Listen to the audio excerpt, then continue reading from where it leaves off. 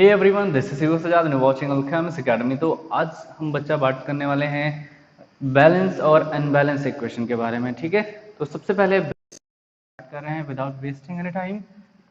So let's start about the balance equations.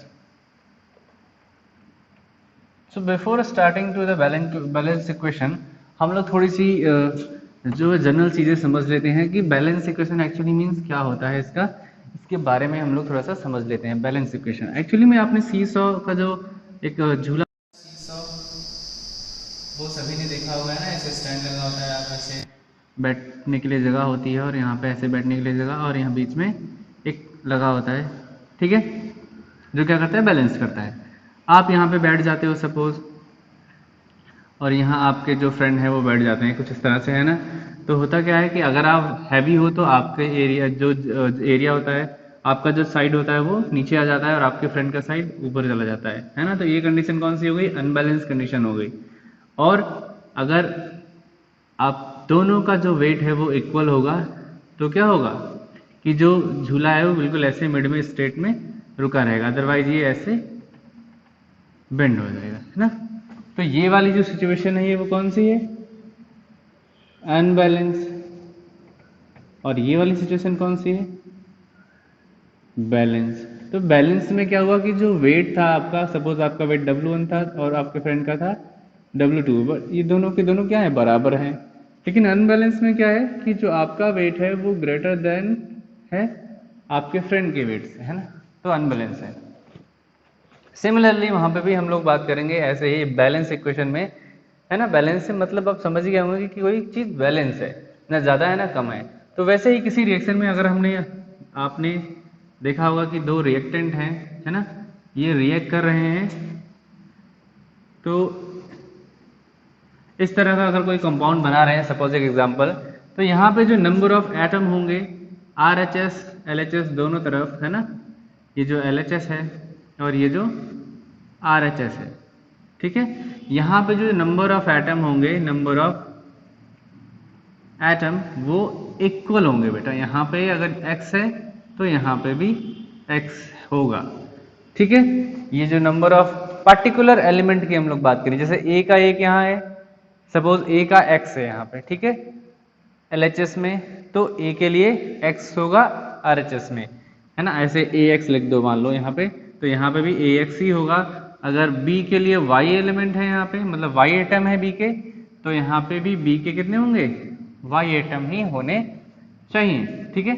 तो ऐसी equation को हम लोग कहते हैं बैलेंस इक्वेशन। ऐसी इक्वेशन को क्या कहेंगे, बैलेंस इक्वेशन। इसीलिए हम इसकी डेफिनेशन लिखते हैं यहाँ पे, ठीक है। आपको आई होप समझ में आया होगा थोड़ा सा, अभी आपको डेफिनेशन से और क्लियर हो जाएगा। तो डेफिनेशन की अगर हम लोग बात करें अच्छा, तो डेफिनेशन में लिखते हैं in such type of reactions, ठीक है, in such type of reactions the number of atom of a element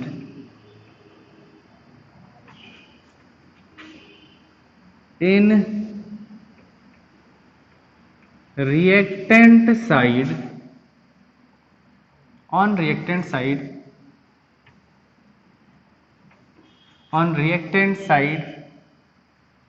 is equal to the product side. ये क्या होगा, प्रोडक्ट साइड के बराबर होगा, ठीक है। हम लिख सकते हैं यहाँ पे in such type of reactions और equations the number of atom of a element on reactant side is equal to the product side, जैसे अभी हम लोगों ने वहां पे देखा था, ठीक है ना। सो सच टाइप ऑफ रिएक्शन आज नोन एज, लिख सकते हैं सच type of equations are known as balance equation, balance equation. Okay, for example, और एक चीज मोस्ट इंपॉर्टेंट यहां पे ये भी है, this type of reaction, this type of reaction, this type of reaction बच्चा follows the law of conservation of mass। ये क्या फॉलो करता है? Law of conservation of mass. ठीक है ना, आप law of conservation of mass को हम एक सेपरेट वीडियो में डिस्कस करेंगे। ठीक है, तो उसके बारे में हम लोग बाद में बात करेंगे। फिलहाल law of conservation of mass का सिंपल मतलब ये है कि जो मास रिएक्टेंट साइड में है वो भी प्रोडक्ट के साइड में होना चाहिए, कंजर्व होना चाहिए, सेम होना चाहिए ना, कांस्टेंट होना चाहिए। इसकी बात हम लोग यहाँ पे करेंगे। अब यहाँ पे फॉर एग्जांपल देख लेते हैं। फॉर एग्जांपल जैसे हमारे पास एक रिएक्शन थी Mg+O2 एरो, ये MgO बन रहा था। ठीक है, मैग्नीशियम ऑक्साइड बन रहा था यहाँ पे Mg+O2। तो ये अभी तो फिलहाल अगर हम नंबर ऑफ एटम देखें यहाँ पे Mg कितना है, एक, Mg यहाँ पे कितने हैं, दो, यहाँ पे O कितने हैं रिएक्टेंट साइड में, दो हैं, यहाँ पे कितने हैं, वन है प्रोडक्ट साइड में, है ना। तो Mg तो बैलेंस है बट O बैलेंस नहीं है। अब यहाँ पे हम इसे बैलेंस कर देंगे तो सिंपली हम यहाँ पे प्लेस कर देंगे 2 और यहाँ पे भी आ जाएगा 2। तो ये जो रिएक्शन है वो कैसी हो जाएगी, बैलेंस रिएक्शन हो जाएगी। ठीक है ना, ये कैसे हो जाएगी, बैलेंस रिएक्शन। तो बैलेंस रिएक्शन को बच्चा हम क्या कहते हैं, ऐसी reaction, those reaction that having equal amount of atom या equal number of atom each side. ठीक है, for a different element, for each different element. जैसे कि बात करें अगर यहाँ पे Mg है तो इसके लिए दो, यहाँ पे Mg है तो यहाँ पे भी दो Mg पाया जा रहा है, यहाँ पे दो ऑक्सीजन है तो यहाँ पे भी दो ऑक्सीजन है। ठीक है, फॉर ईच एलिमेंट जो होगा वो नंबर ऑफ एटम क्या होगा, सेम होगा इन बोथ साइड अगर हम बात करेंगे। So such reaction are known as balance equation. Next हम लोग देखेंगे अनबैलेंस इक्वेशन के बारे में। ठीक है, वैसे एक दो और एग्जांपल हम लोग ले लेते हैं। यहाँ पे आपको यहाँ पे दिख रहा होगा आई होप, तो यहाँ पे हम लोग एक दो एग्जांपल ले लेते हैं। जैसे PbNO3 का होल ट्वाइस, ठीक है, प्लस Ki एरो। ठीक है, एरो यहाँ जगह नहीं बचा तो हम लोग नीचे लिख दे रहे हैं, एरो PbI2 प्लस KNO3। ठीक है, ये जो है वो आपकी रिएक्शन यहाँ पे कंप्लीट हो रही है। अब अगर नंबर ऑफ एटम देखें हम सभी जगह सभी एलिमेंट्स के, तो देखते हैं सबसे पहले लेड की बात करते हैं। लेड यहाँ पे एक है, लेड यहाँ पे दो है, तो लेड क्या है, बैलेंस है, कोई दिक्कत नहीं है। ठीक है, अब आई देखते हैं तो आई यहाँ पे 2 है, यहाँ पे 1 है, तो यहाँ पे 1 की जगह 2 करने के लिए हम यहाँ पे 2 बढ़ा लेते हैं। ठीक है, अब आई भी बैलेंस हो गई। ठीक है, अब एन देखते हैं, इसमें एन देखते हैं तो एन कितने हैं, 2 है यहाँ पे, तो यहाँ पे 2 करने के लिए हम एन के आगे यहाँ तो 2 में नहीं बढ़ा सकते, तो यहाँ पे हमने 2 कर लिया। तो जब हमने 2n किया 2n हो गया, O कितने हैं 6, तो O यहाँ पे कितने हैं 6। ठीक है, तो आप देखिए सभी के सभी बैलेंस हो गए।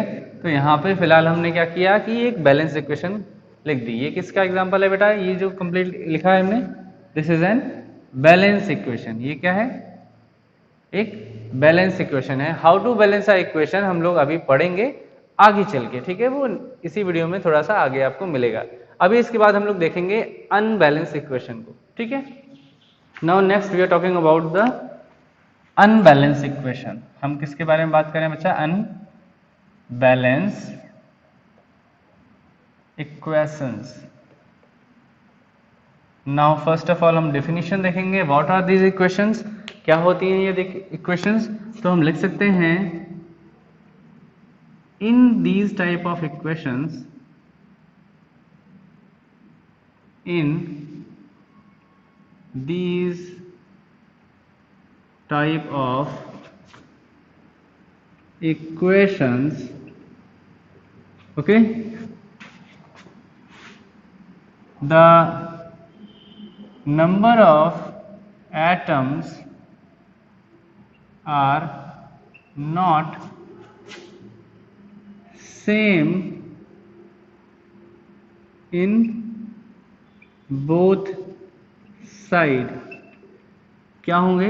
द नंबर ऑफ एटम, ये क्या होंगे? सेम नहीं होते, are not same in both side, and that's why, हम लोग इसी वजह से, that's why these equations are known as unbalanced equation। इसीलिए हम इसे क्या कहते हैं? अनबैलेंस इक्वेशन कहते हैं बच्चा। फॉर एग्जाम्पल बच्चा, हम लोग बात करते हैं Fe प्लस Cl2, ये रिएक्ट करके FeCl3 बना रहे हैं, ठीक है ना? आयरन क्लोराइड बन रहा है यहाँ पे। नेक्स्ट जो लास्ट एग्जांपल हम लोगों ने लिया था उसकी बात कर लेते हैं। H2 प्लस O2, ये रिएक्ट करके वाटर बनाएगा, ठीक है? हम सोडियम से रिएक्ट करा दे रहे हैं अगर वाटर को, तो क्या बनेगा? बेसिक सॉल्यूशन NaOH बन जाएगा, है ना? और हम अगर रिएक्ट करा दें N2 प्लस H3 को, सॉरी H3 नहीं H2, तो यहाँ पे NH3 प्रिपेयर हो जाएगा, ठीक है? तो इस तरह के क्वेश्चन जिनमें number of atom of reactant side is not equal to the number of atom of product side. अगर हम बात करें यहाँ पे Na की, तो Na के नंबर यहाँ पे 1 है, यहाँ पे Na का नंबर कितना है? 1 है। चलो ऐसे ही देख लेते हैं, यहाँ पे Na का नंबर 1 है, यहाँ पे O का नंबर कितना है? 1 है, यहाँ पे O का नंबर 1 है, लेकिन यहाँ पे जो H के नंबर है वो 1 है, और यहाँ पे जो H का नंबर है वो कितना है? 2 है। तो यहाँ पे वेरी कर गया ना, यहाँ पे वेरी कर गया। तो इसी तरह से जो नंबर ऑफ एटम है ऑफ ईच एलिमेंट वो सेम नहीं है दोनों तरफ, है ना? इसी वजह से हम इसे कहते हैं unbalance equation, that's why it is known as unbalance equation. और ये क्योंकि नंबर ऑफ एटम सेम नहीं है, तो अभी हम लोगों ने जस्ट देखा था कि law of conservation of mass को ये फॉलो नहीं करेंगे, ठीक है? क्लियर है बच्चा? नेक्स्ट हम लोग देखेंगे कि how to balance a equation, कैसे हम किसी इक्वेशन को बैलेंस कर सकते हैं, ये हम लोग देखेंगे, ठीक है?